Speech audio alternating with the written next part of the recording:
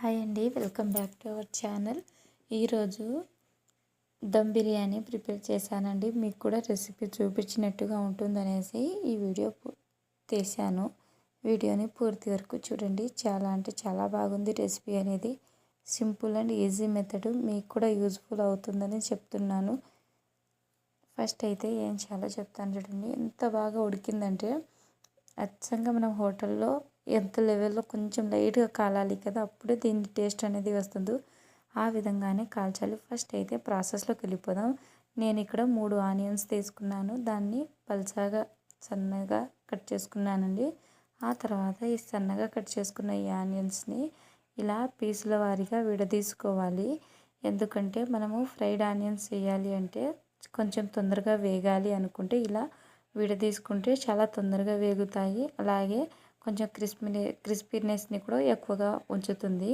ఇప్పుడు నేను ఇక్కడ స్టవ్ వెలిగించి కడాయి పెట్టి ఆయిల్ యాడ్ చేశాను. ఆ తర్వాత ఈ ఆనియన్స్ అయితే యాడ్ చేసిన తర్వాత కొంచెం ఉప్పు అయితే వేసానండి. అందరికీ తెలిసిందే, ఉప్పు వేస్తే కొంచెం త్వరగా వేగుతాయి అనేసి వేసాను. ఆ తర్వాత అవి ఆనియన్స్ కాలే లోపల నేను కొత్తిమీర పుదీనా రెడీ చేసుకోవాలనేసి చూస్తున్నాను. ఇక్కడ చూస్తున్నారా, ఆనియన్స్ లెవెల్ ఈ విధంగా వచ్చింది. అంటే ఇంకా కాలలేదు, ఇంకొద్దిసేపు కాలాలి అన్నట్టు. నిజానికి నేను ఫ్రైడ్ ఆనియన్స్ చాలా బాగా చేస్తానండి. నాకు ఒక కాన్ఫిడెంట్ ఉంది, ఫ్రైడ్ ఆనియన్స్ చాలా అంటే చాలా పర్ఫెక్ట్గా తీస్తాను అనేసి. అందుకనే ఇప్పుడైతే చూస్తున్నారా, ఇప్పుడు అయిపోయినట్టు చూడండి. క్రిస్పీనెస్ ఎంత బాగా కనిపిస్తుందో. బయట కొనే ఫ్రైడ్ ఆనియన్స్ బదులు ఇంట్లోనే ప్రిపేర్ చేసుకోవచ్చు ఈజీగా. ఈ విధంగా అదే టేస్ట్ ఉంటుంది.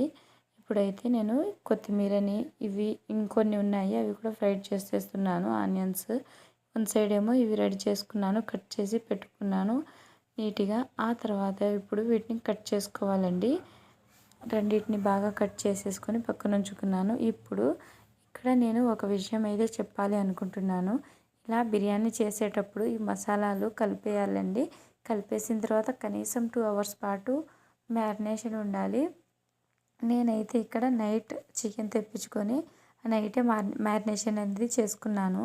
ఉప్పు, పసుపు, కారం, ధనియాల పొడి, గరం మసాలా, చికెన్ మసాలా, అలాగే బిర్యానీ మసాలా, కొంచెం కొత్తిమీర, కొంచెం బ్రౌన్ ఆనియన్స్ కూడా యాడ్ చేశాను. ఆ తర్వాత కొంచెం ఆయిల్, ఆ తర్వాత కొంచెం హాట్ వాటర్, అవన్నీ యాడ్ చేసి నేను హాట్ వాటర్ లాస్ట్లో వేయాలండి. లాస్ట్ కాదు, మనము బేక్ చేసే ముందర యాడ్ చేయాలి. ఈ మసాలాలన్నీ చెప్పాను కదా, అవన్నీ యాడ్ చేసి నేను మ్యారినేషన్ కోసం ఫ్రిడ్జ్లో అయితే పెట్టుకున్నాను. ఇప్పుడు మరుసటి రోజులో ఇలా రైస్ అయితే ప్రిపేర్ చేస్తున్నానండి. నేను 1 కప్పు బాస్మతి రైస్ను, అలాగే ఇంకో కప్ ఏమో నార్మల్ రైస్ని తీసుకున్నానండి. ఇలా 2 కప్పుల నేను రైస్ అయితే తీసుకున్నాను. ఈక్వల్ క్వాంటిటీలో మీ దగ్గర ఏ రైస్ అవైలబుల్లో ఉంటే ఆ రైస్తో చేసుకోవచ్చండి బిర్యానీ. ఏ ప్రాబ్లం లేదు. కాకపోతే ఈ లెవెల్ 75% కుక్ అవుతుంది కదా, ఆ లెవెల్ చూసి మనం దించుకోవాలి. లేకపోతే కనుక కరెక్ట్ కన్సిస్టెన్సీలో రాదు, మనకి బిర్యానీ పర్ఫెక్ట్గా రాదు అనేసి నా అభిప్రాయం.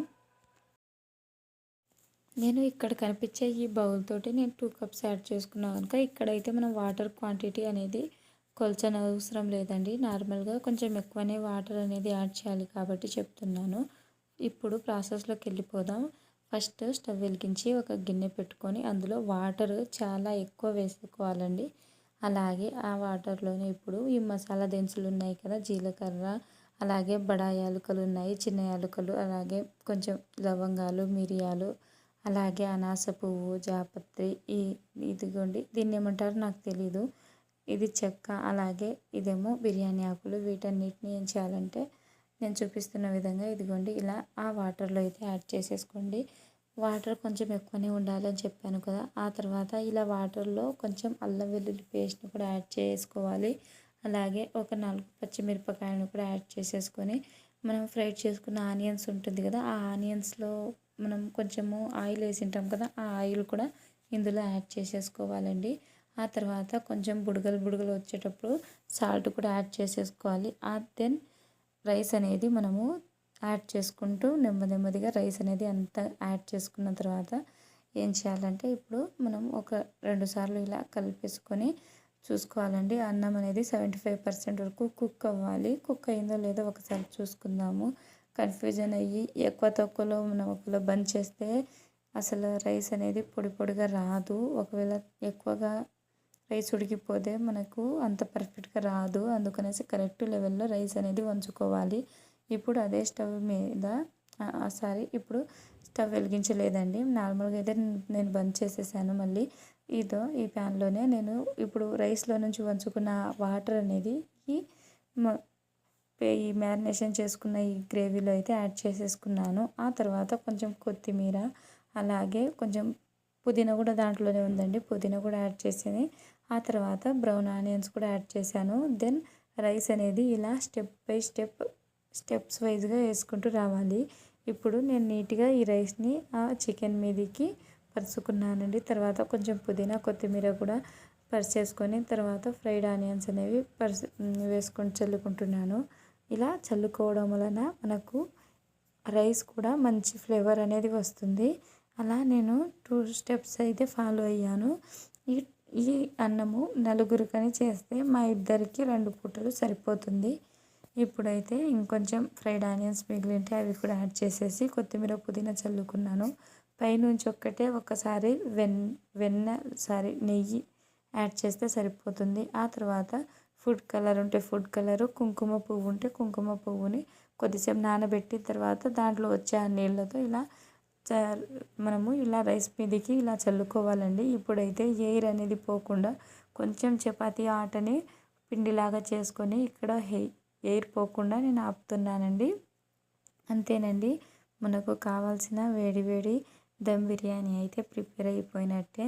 చూస్తున్నారా ఎంత బాగా ప్రిపేర్ అయిందో. మీరు కూడా ఇంట్లో ట్రై చేయండి. అలాగే వీడియో నచ్చితే ఒక లైక్